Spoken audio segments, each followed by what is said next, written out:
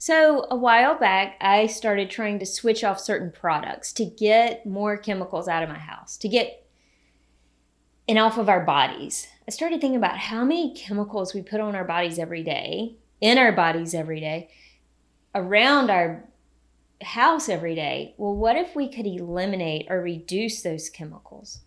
What if my girls could do that now and grow up without that much exposure?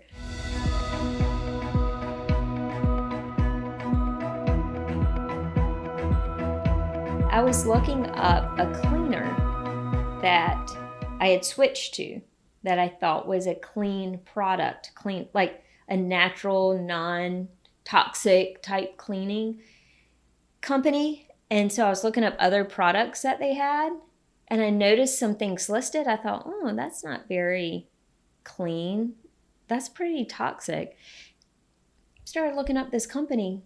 They were not clean. It was not, they advertised like natural stuff, but just because a natural ingredient is included doesn't mean that it is a non-toxic product.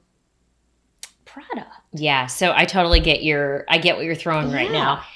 This is one thing that drives my husband a little bit crazy because he's in agriculture, and then he's been able to see how things are marketed in order to draw the consumer near and also make them feel safe. Yes. So, for example, if you may go to the store and see a package of chicken and it says no antibiotics ever, or whatever. And so you're of course like, I'm going to buy that chicken because it doesn't have antibiotics. And then he's like, they don't get antibiotics. Like that's not, so your next packet of chicken that doesn't have it in the labeling, they also have no antibiotics, but it doesn't have it in the labeling. So you'll spend more money on the marketing for that.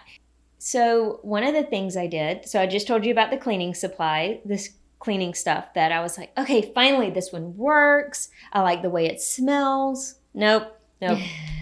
Duped. You were duped. It was not clean. Then I did that with toothpaste one time. I switched to what I thought was a natural, safe toothpaste. And I went to this I was at a nutrition store that I go to, and there was a nurse there, and she owns it, and she this is her life, this is what she does. And we were talking about getting rid of chemicals, and I said, we were talking about getting rid of chemicals, and I said, I just switched toothpastes. And I told her which one I bought, and she goes, oh, well, congratulations, you've bought the cleanest of the dirty. I was like, what? And she goes, of all the dirty toothpaste, that's the cleanest one to buy, but it's still not good for you. It's still full of all these things you don't want in your body. I was like, well, which one? So that is my question to you. I mean, we put on lotions, makeup, deodorant, toothpaste, soaps, all the cleaning supplies. How do we sort through this? How do you know what is good and what is not? And I know that this is a passion of yours. I know this is important to you. Yes. And there is an app that I don't know the name of it in my head, but I'll go ahead and we'll stick it in the show notes. Okay. That an app you can get on your phone, and you can scan the products in your house to get a rating on how dirty they are. Yes. So maybe you know about it, but we'll go ahead and stick that in the show notes. And I have used that. And it is a little disappointing when you think that you have things in your home that are good, clean products, and you go through and they're like, again, it may be on the upper end of the dirty, but you're just like, so I heard this one time now. Again, this was something I heard, so I don't stick me to it. But what is the most toxic product you have in your home? Now, let's pretend that you're not on the mission right now to get all non-toxic products in your house. So this would be an average household. What is one of the products that we have the biggest exposure to as a product that we're using in our home? I do know toothpaste per volume can be really make you really sick? So this one really, really hit me because it's dryer sheets. So we're putting see, dryer sheets in dryer every, sheets. okay, so, but most family households do. And I'll tell you, I don't need them in the South the way I did in the Midwest. Like you go Okay. through a winter of, like, if you didn't use dryer sheets or you didn't find an alternative that works for you, Right. then static cling there is just, it's just because of the heat that's running in your house. And, but so we go to the grocery store, we buy these dryer sheets, we throw them in each load. We're sleeping on the sheets that these chemicals are put on in order to prevent the static cling and put a beautiful smell into it, because scent is a big thing that we're drawn to, but yet most of the time it's one of the most toxic things that are added to our products. Yes. So it's on our clothes. So then we're putting our underwear on, our bras on, it's on our, and we've just added all these chemicals to the things that are staying the closest to our bodies all day long. Yeah. When I heard that for the first time, I was just mind blown by that, because it is a product that we don't think we're doing any harm to ourselves, or we're just getting some fresh laundry and having it so that it doesn't have static cling. Right. So that was a little mind blowing to me. Interesting. I don't think I would have guessed dryer sheets, but I don't use dryer sheets either, Okay. so I don't think that would have been on my radar. Yeah. But even that, I wonder if that app is the website I was looking at that made me realize this is not as clean of a product as I thought it was. And that website was unclear, though. It gave me a rating, and it told me in general what that rating was, but it didn't tell me specifically why that product rated that way. Yeah, and I'm not sure that the app does either. I don't use it all the time. I've just used it randomly when I'd be like, what about this? And then I'll scan it, and then I'm like, that stinks. But yeah, marketing is huge. And so my oldest is studying marketing at Clemson University, and she'll call me and she'll be like, Mom, can you believe, like, when she realizes the way that we are being marketed to and what an influence it makes on the money that is spent and how it plays on our emotions. And so that is a big thing when it comes to products that we're using in our household. It plays on our emotions because we're thinking about, these are things that our babies are going to be exposed to, our children are going to be exposed to. So it plays on our emotions. And then also it plays on our pocketbooks, which is a big deal. So cosmetics are a big thing. And I think that there's very little regulation for cosmetics. I mean, I heard one day the last time there were true new regulations put out for cosmetic things that we put on our face as far as makeup goes. And it was so long ago that it's so outdated. So because of that, like, the cosmetic industry can run pretty free with the products they're putting in it. Well, isn't Johnson & Johnson being sued because of baby powder? Something that was in baby powder right now? Right. And you would think that would be one of the safest products. No. Yeah, because we're Apparently using it wasn't talc, being but we're using regulated. talc near our private areas often. And that is, yes. So cosmetics are cosmetics and lotions are a big deal. Deodorant is another one. Yes. So that's one that I have made the switch over to a cleaner, more natural deodorant.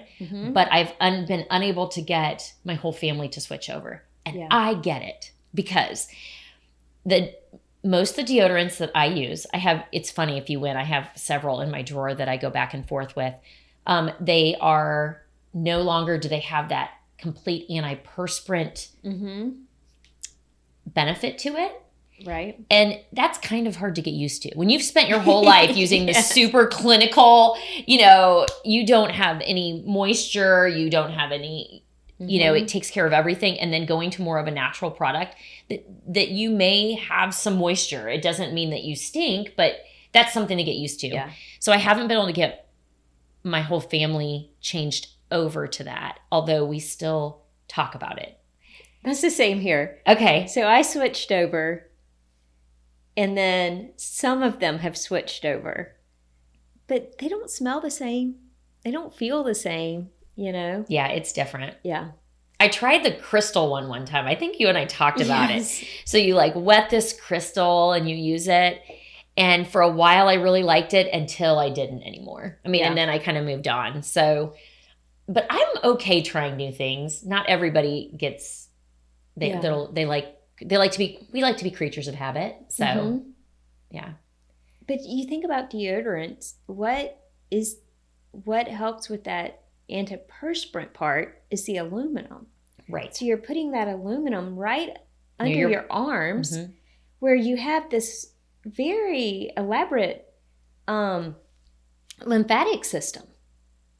And so it can cause all kinds of problems all over your body. But think about under your arms, if you were to get like lumps in your lymph nodes and you feel that, you go to the doctor. You know, I mean, it's a whole process then, which could just be from toxicities in your deodorant.